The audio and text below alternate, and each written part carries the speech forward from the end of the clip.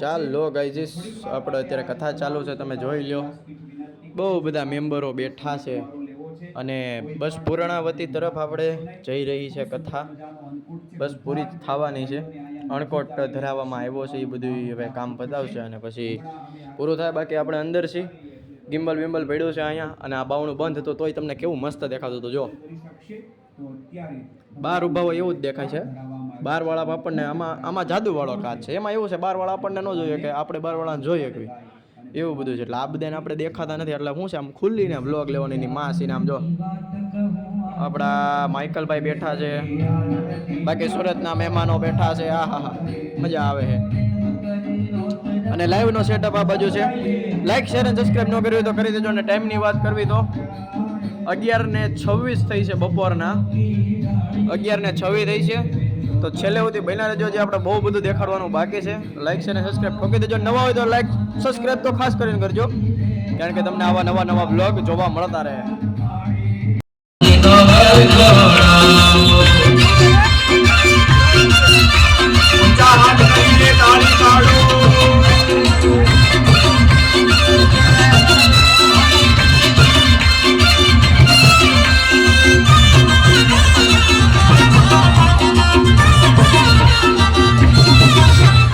રૂપાળી મૂર્તિ લાગે છે પ્યારી, રૂપાળી મૂર્તિ લાગે છે પ્યારી, રૂપાળી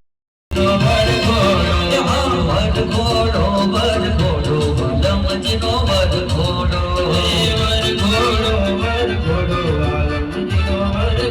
એ હાલો હાલો જોવાને સૌ દોડો વલમજીનો વરઘોડો, વરઘોડો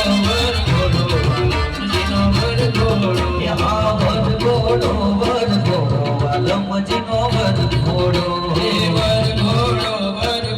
વાલમજીનો વરઘોડો.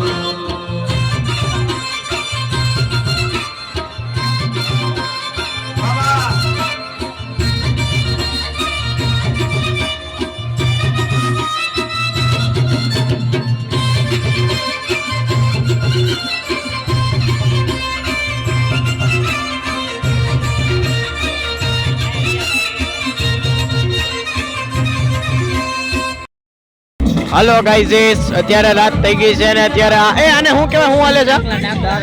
માંડવો છે ને, માતાજીનો માંડવો છે ભાઈ. આપણે જો આ લોકેશને ભાગવત કથા આપણી જ્યાં હાલે છે ત્યાં જ આગળ માતાજીનો માંડવો છે. એટલે આજે ભાગવત કથાનો થોડોક સ્ટોપ રહ્યો છે. બાકી તો તમે લાઈક શેર અને સબસ્ક્રાઇબ કરી દો ભાઈ. માતાજીનો નવરંગો માંડવો.